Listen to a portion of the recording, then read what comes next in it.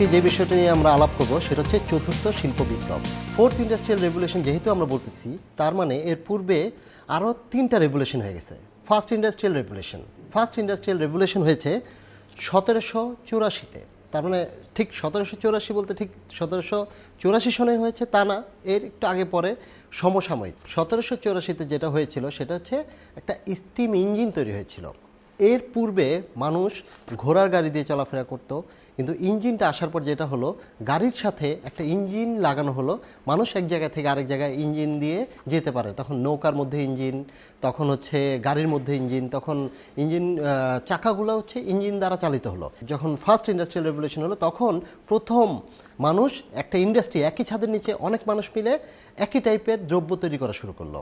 First industrial revolution ছিল সেই একটা ইনভেনশন, ওইটা হচ্ছে স্টিম ইঞ্জিন।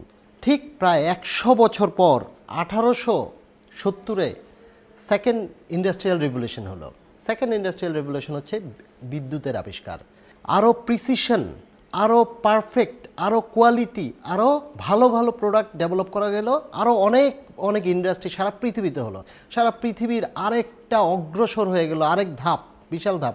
এর জন্য বলা হচ্ছে second industrial revolution. Third industrial revolution যেটা হলো 1970 সালে। থার্ড ইন্ডাস্ট্রিয়াল রেভলিউশনে আমরা পেলাম কম্পিউটার, আমরা পেলাম ইন্টারনেট, আমরা পেলাম হচ্ছে টেলিফোন। তার মানে আমরা কমিউনিকেশন করতে পারলাম সে ফিজিক্যালি না গিয়ে টেলিফোন দিয়ে। আমরা ইন্টারনেটের মাধ্যমে ডেটা আদান প্রদান করা শুরু করলাম, কম্পিউটারের মাধ্যমে যোগাযোগ বেড়ে গেল, আমাদের ইলেকট্রনিক্স আসলো। তার মানে ইন্ডাস্ট্রিতে কী হলো চিন্তা করে দেখেন। ইন্ডাস্ট্রিতে তখন বিভিন্ন রকমের অটোমেশন শুরু হলো, আর অনেক ফাস্টার কাজ করা শুরু করলো।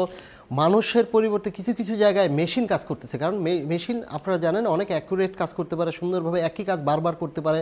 মানুষের একটু ভুল ত্রুটি হয়, মেশিনের ভুল ত্রুটি কম হয়।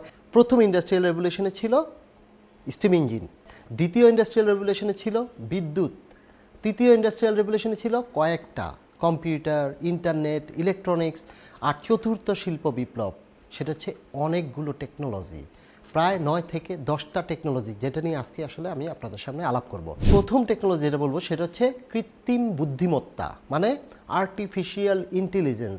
আর্টিফিশিয়াল ইন্টেলিজেন্স হচ্ছে যেইখানে আমাদের মাথায় যে নিউরনগুলো আছে, যে নিউরনের নেটওয়ার্কটা আছে, যেটার মাধ্যমে আমরা চোখে দেখে, কানে শুনে মানুষকে আইডেন্টিফাই করতে পারি। আমরা কোনো একটা কিছু শিখতে পারি বারবার দেখে শুনে অথবা পড়ে।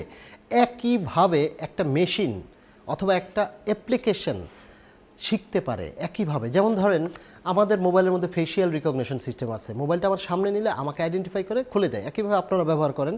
তো এইরকম এইভাবে মোবাইল যেভাবে শিখতে পারে, আপনাকে চিনতে পারে, তো তার মানে কি? তার মানে মানুষের মাথার যে নিউরনগুলো আছে, একইভাবে নিউরাল নেটওয়ার্ক অ্যালগোরিদম দিয়ে একটা মেশিনকে শেখানো যায়, একটা মোবাইল ফোনকে শেখানো যায়। তো একইভাবে যে কোনো রকমের সেবা বা সার্ভিস ডেলিভারির ক্ষেত্রেও আমাদের এই রকম আর্টিফিশিয়াল ইন্টেলিজেন্স, কৃত্রিম বুদ্ধিমত্তা, যেখানে মেশিনকে শিখিয়ে দিব, মেশিন কাজগুলো করবে। কৃত্রিম বুদ্ধিমত্তা সম্বলিত অনেক ধরনের মেশিন আছে। এর একটা পার্ট হচ্ছে রোবোটিক্স।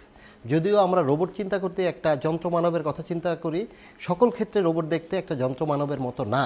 রোবট হতে পারে একটা মেশিন, রোবট হতে পারে একটা গাড়ি, রোবট হতে পারে একটা পোকার মতো, রোবট হতে পারে একটা সফটওয়্যার। সো এই টোটাল টেকনোলজিটাকে বলা হচ্ছে আর্টিফিশিয়াল ইন্টেলিজেন্স বা কৃত্রিম বুদ্ধিমত্তা। দ্বিতীয় টেকনোলজি যেটা আপনাদের সাথে কথা বলবো সেটা হচ্ছে internet of things. Internet of থিংসকে শর্ট ভাষা বলা হচ্ছে আইওটি। আইওটি হচ্ছে যেই যন্ত্র, মেশিন বা কম্পোনেন্ট বা উপাদান, সামগ্রী যার ইন্টারনেটের সাথে সংযুক্ত। যেমন ধরেন আপনার মোবাইল ফোনটা ইন্টারনেটের সাথে সংযুক্ত, আপনার ল্যাপটপ ইন্টারনেটের সাথে সংযুক্ত। তার মানে এগুলো হচ্ছে আইওটি, ইন্টারনেট অফ থিংস। অনেকে বলে ইন্টারনেট অফ এভরিথিংস, আমাদের সব কিছু ইন্টারনেটের সাথে কানেক্টেড হয়ে যাচ্ছে। আমার ঘড়ি, আমার গুগলের চশমা, নাইকির জুতা, বাসার ফ্রিজ, এয়ার কন্ডিশনার, আমার গাড়ি, তার মানে হচ্ছে সব কিছু ডেটা জেনারেট করতেছে। যে ডেটা যাচ্ছে কোথায়? একটা সার্ভারে। আর সার্ভারে যদি একটা আর্টিফিশিয়াল ইন্টেলিজেন্স সিস্টেম বসে থাকে কি হবে? তার মানে হচ্ছে আমার কন্টিনিউয়াস আমার হার্টবিট মনিটর করে আমার এআই সিস্টেম ডিসিশন দিচ্ছে, তোমার শরীরের অবস্থা ভালো না, তুমি তাড়াতাড়ি ডক্টরের কাছে যাও। ফ্রিজে কি ডিম আছে কি না সেটাও বলে দিবে। তার মানে ইন্টারনেট অফ থিংস হচ্ছে যেই জিনিসটার সাথে উপাদানটার সাথে কম্পোনেন্টের সাথে ইন্টারনেট কানেক্টেড, আপনি বাসায় বসেই সব কিছু মনিটর করতে পারবেন, ইন্ডাস্ট্রি মনিটর করতে পারবেন, অফিস মনিটর করতে পারবেন এবং আপনি প্রোঅ্যাক্টিভলি কন্ট্রোল করতে পারবেন। এই টাইপের কম্পোনেন্টগুলো বলা হয় ইন্টারনেট অফ থিংস। এরপরের যে টেকনোলজিটা নিয়ে আমরা আলাপ করতে চাই সেটা হচ্ছে বিগ ডেটা। বিগ ডেটা কি জিনিস? নাম শুনে বুঝতেছি বিগ ডেটা মানে বিশাল amount of data. Yes, big data মানে হচ্ছে বিশাল অ্যামাউন্ট অফ ডেটা। ইভেন কখন এটা স্ট্রাকচার ডেটা হতে পারে, আনস্ট্রাকচার ডেটা হতে পারে বা ডিস্ট্রিবিউটেড ডেটা হতে পারে। একটা এক্সাম্পল দিই, আপনারা সবাই ফেসবুক ইউজ করেন, দেখেন ফেসবুকের মধ্যে আমরা কি করি। ফেসবুক হচ্ছে এমন একটা জায়গা যে জায়গায় আমরা ভিন্ন ভিন্ন রকমের ডেটা শেয়ার করে থাকি। এই ভিন্ন ডেটা থেকে একটা ডিসিশন মেকিংকে বলা হচ্ছে বিগ ডেটা অ্যানালাইটিক্স। তার মানে বিগ ডেটা অ্যানালাইটিক্স হচ্ছে ভিন্ন রকমের আনস্ট্রাকচার ডেটা থেকে একটা ডিসিশন আসা। দেখবেন অনেক সময় আপনি মনে মনে চিন্তা করতেছেন যে আমি একটা ঘড়ি কিনতে চাই, তো দেখা গেল ফেসবুক আপনাকে অফার করতেছে যে ঘড়ির অ্যাডভার্টাইজ দিচ্ছে। তার মানে এই যে আপনার ফেসবুক আপনার মনের কথা জেনে যাচ্ছে, এই আপনার ডিস্ট্রিবিউটেড ডেটা থেকে ডিসিশন মেকিং করতেছে। বা আজকে যদি চিন্তা করি আমরা বাংলাদেশের এই মুহূর্তে হট নিউজ কি, তাহলে আমি কি করব, অনেকগুলো নিউজ অ্যানালাইসিস করতে হবে। নিউজ কেমন, টিভিতে নিউজ হচ্ছে, রেডিওতে নিউজ হচ্ছে, অনলাইন নিউজ যাচ্ছে, বাংলায় হচ্ছে, ইংলিশে হচ্ছে। তার মানে দেখেন এত রকম সোর্স থেকে কনভার্ট করে ডেটা কনভার্ট করে কম্পাইল করে টু দ্য পয়েন্টে একটা ডিসিশনে আসা যে এই মুহূর্তে আজকে কোন বিষয়টা নিয়ে পুরো বাংলাদেশ আলাপ করতেছে, এইটাকে বলা হচ্ছে বিগ ডেটা। এখন আমি যেই বিষয়টা নিয়ে আলাপ করব, যেই টেকনোলজিটি, সেটাকে বলতেছি ক্লাউড কম্পিউটিং। ক্লাউড কম্পিউটিং কি জিনিস? ক্লাউড শুনি মনে হচ্ছে মেঘের মধ্যে কিছু একটা বিস্তৃত। তার মানে হচ্ছে ক্লাউড কম্পিউটিং হচ্ছে নাম্বার অফ কম্পিউটার, এভাবে চিন্তা করেন, নাম্বার অফ কম্পিউটার কানেক্টেড একটা আর্কিটেকচারের ভিতর। এটাকে বলেছে ক্লাউড কম্পিউটিং আর্কিটেকচার। যেই আর্কিটেকচারের মূল ফ্যাসিলিটিসটা হচ্ছে এরকম যে আমরা যখন কোনো একটা ধরেন পরীক্ষার রেজাল্ট দেখতেছি, আজকে গিয়ে দেখবেন 404 এরর দিচ্ছে, মানে সার্ভারটা এনাফ সার্ভিস আমাদেরকে দিতে পারতেছে না, বিকজ অনেক মানুষ ঢুকে গেছে এট এ টাইম। এইরকম হয়তো এক্সপিরিয়েন্স করি আমরা সবাই। তার মানে সার্ভিস বলতে কি, একটা কম্পিউটারের ভিতরে আছে কি RAM, processor, hard disk, bandwidth. তার মানে যথেষ্ট পরিমাণে স্টোরেজ নাই, র্যাম নাই অথবা ব্যান্ডউইথ নাই, এই কারণে এই টাইপের প্রবলেমগুলো হয়। ক্লাউড কম্পিউটিং হচ্ছে যে সেই আর্কিটেকচার, সেই ফ্যাসিলিটিজ যেখানে আমার নিড বেসিসে ব্যাকএন্ড থেকে সে রিসোর্স অ্যালোকেশন করবে। এটা হচ্ছে ইলাস্টিক টাইপের নেচার। তার মানে হচ্ছে ধরেন 1 লক্ষ লোক ঢুকলে সেই যেই টাইপের র্যাম রম প্রসেসর অ্যাকুইজিশন করবে, একইভাবে কম লোক ঢুকলে কম পরিমাণ রিসোর্স অ্যালোকেশন করবে। এতে করে ইউজার এন্ডে কখনোই টের পাবে না যে আসলে কি পরিমাণ লোককে সে সার্ভিস দিচ্ছে। তা একইভাবে তার মানে যখন আপনি গুগল মেলটা ইউজ করেন, আপনার কাছে মনে হবে গুগল মেলটা শুধু আপনি একাই ব্যবহার করতেছেন, আসলে অনেক লোক ব্যবহার করতেছে। এই যে গুগল মেলটা ব্যবহার করতে গিয়ে আমার কাছে মনে হচ্ছে আমি একাই ব্যবহার করতেছি, এইটা হচ্ছে সুবিধা সেই ক্লাউড কম্পিউটিং। আমি যেই বিগ ডেটার কথা আপনাদেরকে বললাম, সেই বিগ ডেটার মতো কম্পিউটেশনগুলো এরকম একটা ক্লাউড ইনফ্রাস্ট্রাকচার করে থাকে। সো ক্লাউড কম্পিউটিং সম্পর্কে একটা ছোট ধারণা আপনাদেরকে দিলাম। এখন আমি আপনাদেরকে যেই টেকনোলজিটা সম্পর্কে বলবো সেটা হচ্ছে 3D প্রিন্টিং। 3D প্রিন্টিং কি জিনিস? 3D প্রিন্টিং আমরা নর্মাল প্রিন্টার জানি, কাগজের মধ্যে কালি দিয়ে লেখে, এটাকে বলা হচ্ছে প্রিন্টার। আর 3D প্রিন্টার হচ্ছে একটা প্রোডাক্ট প্রিন্ট করা, একটা প্রোডাক্ট তৈরি করে। আসলে ধরেন একটা গ্লাস, পানির গ্লাস, আমি এখনই প্রিন্টারে ছবি এঁকে 3D প্রিন্টারকে কমান্ড দিব যে এটা প্রিন্ট করো, সে দেখবেন প্লাস্টিক গলিয়ে গলিয়ে গলিয়ে গলিয়ে গলিয়ে গলিয়ে একটা ফিজিক্যাল গ্লাস তৈরি করেছে যেটা দিয়ে আমি পানিটা খেতে পারবো। তার মানে বুঝতেছি 3D printer physical product print করে। সে কি কি প্রিন্ট করতে পারে? 3D প্রিন্টার যেইভাবে গ্লাস প্রিন্ট করতে পারে, 3D প্রিন্টার এখন গাড়ি প্রিন্ট করে, 3D প্রিন্টার বাড়ি প্রিন্ট করে, 3D প্রিন্টার এখন মানুষের লিম্বস প্রিন্ট করে, ইভেন অর্গান প্রিন্ট করে। তার মানে 3D প্রিন্টার আমাদের জন্য খাদ্য প্রিন্ট করে দিতে পারে। সেই টাইপের খাদ্য আমার যতটুকু ফুড ভ্যালুস দরকার, ধরেন আমার কতটুকু নিউট্রিশন দরকার, কতটুকু ভিটামিনস দরকার, কতটুকু মিনারেলস দরকার, ঠিক আমার প্রয়োজন মতো 3D প্রিন্টার আমাকে প্রিন্ট করে দিবে। তো একটু চিন্তা করে দেখেন, যদি আমার 3D প্রিন্টারটা আমার ডক্টরের সাথে কানেক্টেড থাকে, আমার ডক্টর বলবে তুমি এটা এটা এটা এটা খাবা, আমাকে বলবে না, 3D প্রিন্টারকে বলবে 3D প্রিন্টার প্রিন্ট করে দেবো, এটা আমি খাবো। সো এইটা হচ্ছে 3D প্রিন্টার। আর পরবর্তী যে টেকনোলজি নিয়ে আমি আপনাদেরকে আলাপ করবো, এটা সবাই চেনেন আপনারা, দিস ইজ কল ড্রোন। আমরা কিন্তু ড্রোন চিনি সবাই, তাই না? ড্রোন তো একটা টয়েস, বাচ্চারা খেলা করে। একটা ড্রোন কতটুকু ইম্পর্টেন্ট হতে পারে, কতটুকু সেবা দিতে পারে, দেখেন আপনারা জানেন অ্যামাজন এখনই কিন্তু বিভিন্ন ড্রোন দিয়ে বিভিন্ন রকমের প্রোডাক্ট ডেলিভারি করতেছে। কারণ ড্রোন আকাশপথে উড়ে এক জায়গা থেকে আরেক জায়গায় যেতে সময় কম লাগে।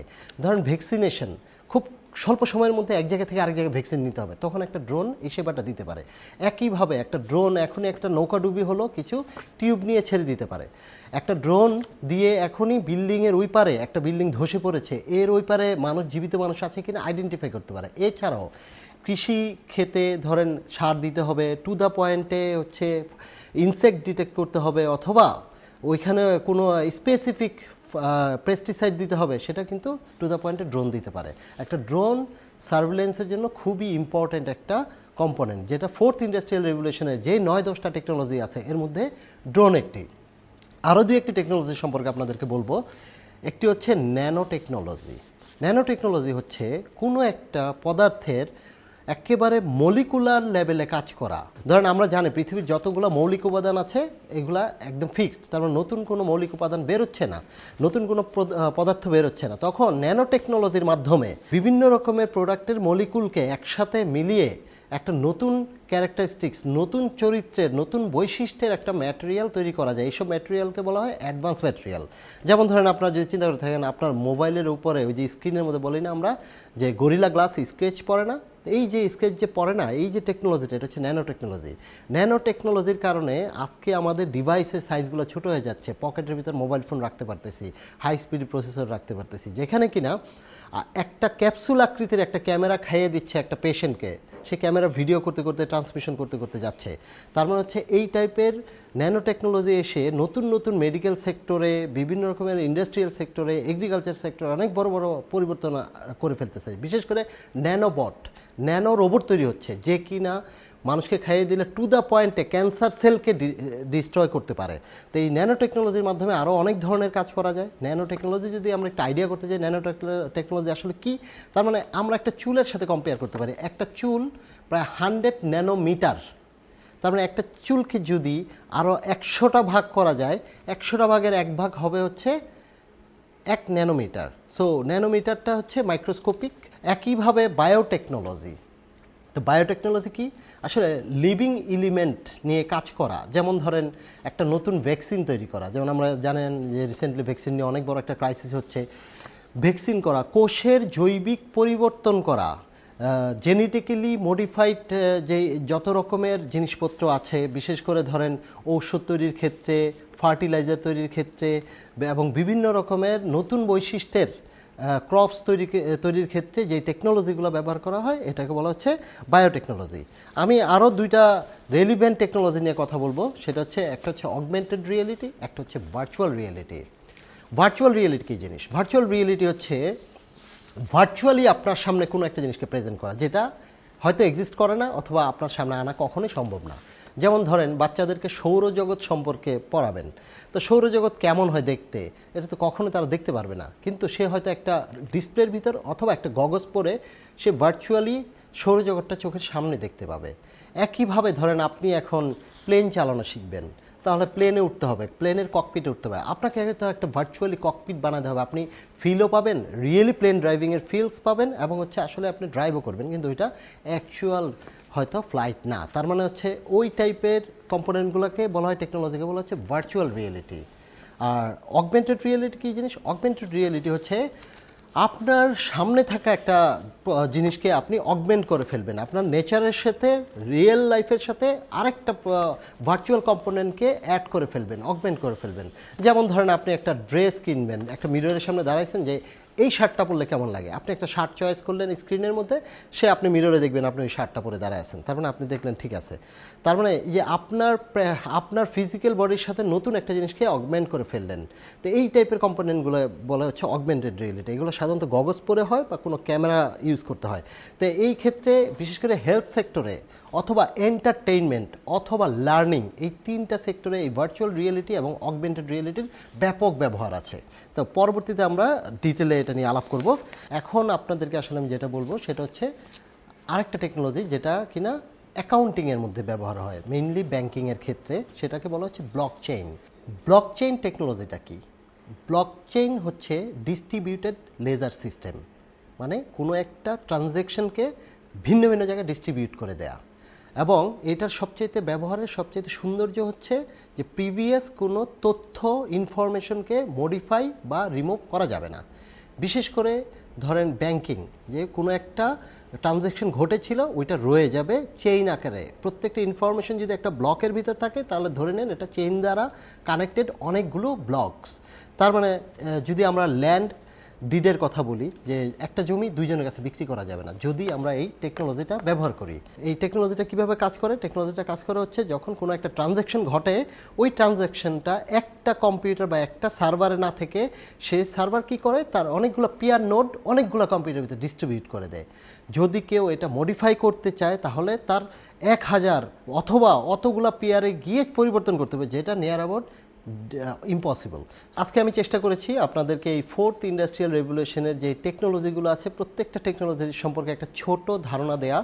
যদিও আরও ডিটেল অনেক কিছু শেখার আছে, আমরা পরবর্তী ফিজিক্যাল ওয়ার্কশপে ইনশাল্লাহ আর অনেক ভালো কিছু শিখতে পারবো।